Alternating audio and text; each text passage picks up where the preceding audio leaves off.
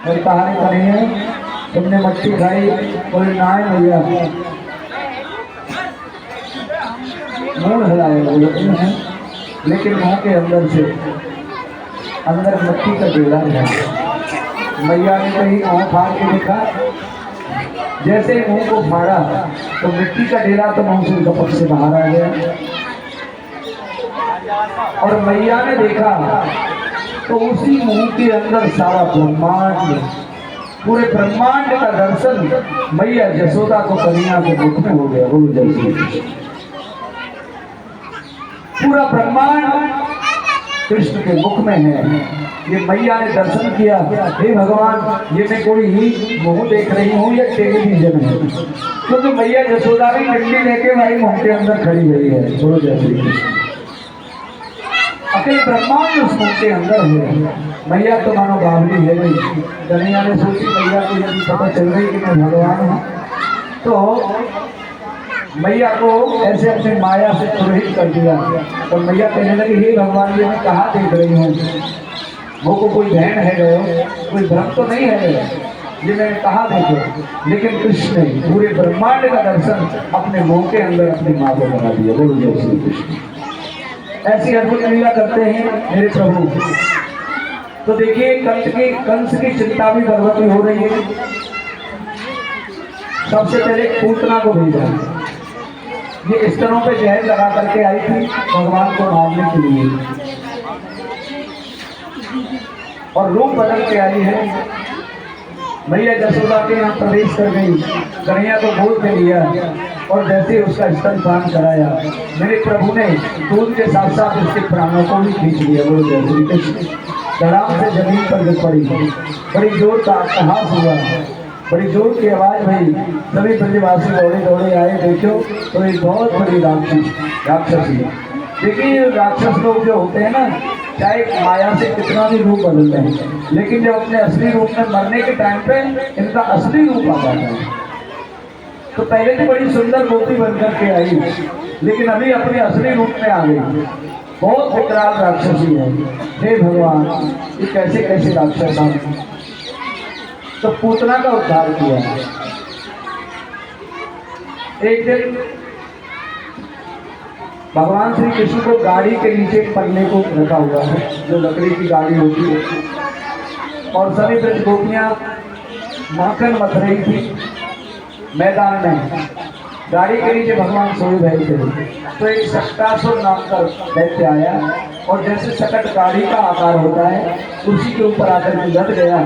जैसे ही गाड़ी को गिरना हुआ, भगवान ने अपने छोटे से पैर के अंगूठे से उस गाड़ी को धक्का लगाया, तो वो गाड़ी तो अनंत आकाश में उड़ी और धड़ाम से जमीन पर गिर पड़ी और शक्टासुर का प्राणांत हो गया। बोलो जय श्री कृष्ण। ऐसे शक्टासुर का वध कर दिया। एक अघासुर नाम का दैत्य था, जो अजगर के रूप में आया।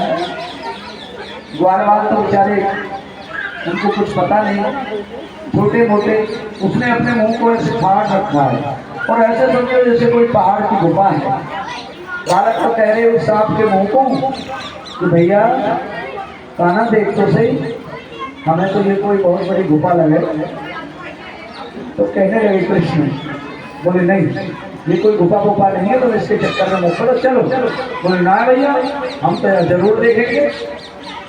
अब ये छोटे छोटे ग्वालवाल को पता नहीं है तुम काल के मुंह में जा रहे हो, तुम अजगर के मुंह में जा रहे हो, ये तो आपको गुफा समझते हैं और जबरदस्ती मना करते करते यहाँ के अंदर प्रवेश कर गए।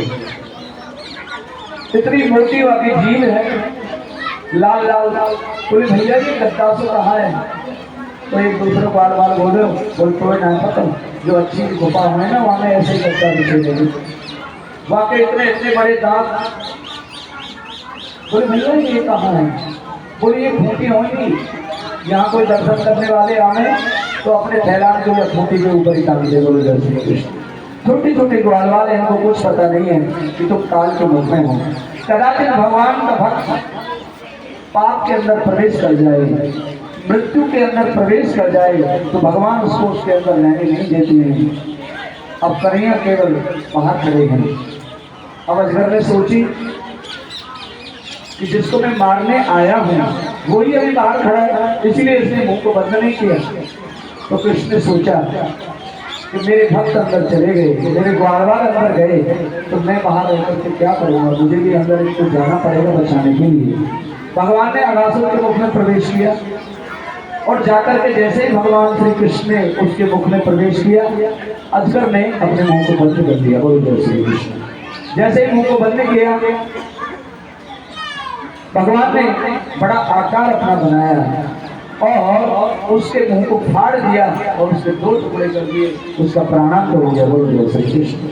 इस अघासुर रूपी पाप से सभी ब्रजवासियों को बचाया मेरे प्रभु ने। कितने राक्षसों का उद्धार किया। एक तृणावर्त आया, तृणावर्त जो भगुड़ा होता है, और भगवान को उड़ा करके अनंत आकाश में ले गया। भगवान श्री कृष्ण ने उसके गले को इतनी जोर से दबाया, उसका प्राणांत हो गया, वो धड़ाम से जमीन पर गिर पड़ा और परलोक से सिधार गया। बोलो जय श्री कृष्ण। तृणावर्त का उद्धार हुआ। एक प्रलंबासुर नाम का दैत्य आया, ये घोड़ा बनकर के आया, इसका भी मेरे प्रभु ने उद्धार किया। वत्सासुर नाम का दैत्य आया जो बछड़ा बनकर के आया, तो भगवान ने इसका भी उद्धार किया। तो भगवान को गौ हत्या लगी थी, इसीलिए ये राधा कुंड और कृष्ण कुंड का निर्माण किया। और ऐसी मान्यता है कि चाहे कितना ही बड़ा पाप हो, राधा रानी में स्नान करने से वो दूर हो जाता है। तो ये कंकड़ के द्वारा राधा रानी के कंकड़ से राधा कुंड का निर्माण हुआ, गौ हत्या के पाप को धोने के लिए। और अवूल अष्टमी जब आती है तो माताएं बहनें वहाँ पर पुत्र प्राप्ति के लिए जाती है, रात्रि को 12 बजे स्नान करती है, ऐसी मान्यता है। बोलिए राधे रानी की जय। तो वत्सासुर का उद्धार किया। एक धैर्यकासुर नाम का राक्षस आया, वो गधे के रूप में तालवन में रहता है, ताड़ के पेड़ नहीं वहाँ पे, और ताड़ के बड़े बड़े फलों को खाता है, किसी को एक भी नहीं छोड़ता है। बलराम जी वहाँ पे गए और तालवन, जिसको तारसी नाम का नाम आजकल है, तो वहाँ जाकर के उस धैर्यकासुर का उद्धार किया। बोले बलराम जी महाराज की जय।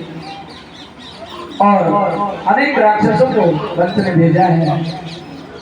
बार बार जब राक्षस आते हैं तो ब्रजवासी कहने लगे, भैया जहाँ हमारा लाला सुरक्षित नहीं, वहाँ भी हमें नहीं रहना है। चाहे हमको ये घर छोड़ना पड़े, ये गांव छोड़ना पड़े, लेकिन हम वहीं रहेंगे जहाँ हमारा कन्या सुरक्षित रहेगा। सभी ने एक स्वर से अपने सब कुछ छोड़ने के लिए राजी हो गए। कितना आपस में समन्वय है, कितनी सुंदर भावना है। एक बात मैं आप सभी लोगों को बताऊं, देखिए जहाँ सुमति होती है, आपस में मेल भाव होता है, एक आदमी दूसरे आदमी की बात का आदर करता है, वहां कभी कोई बात बिगड़ती नहीं है। कि जहाँ सुमति तहाँ संपत्ति नाना, जहाँ सुमति तहाँ विपत्ति निधाना, जहाँ सुमति तहाँ संपत्ति नाना, जहाँ सुमति तहाँ विपत्ति निधाना, जहाँ सुमति तहाँ विपत्ति निधाना, जहाँ सुमति तहाँ संपत्ति नाना। इसलिए हमें मन में सुमति रखनी चाहिए अपने नाक के लिए।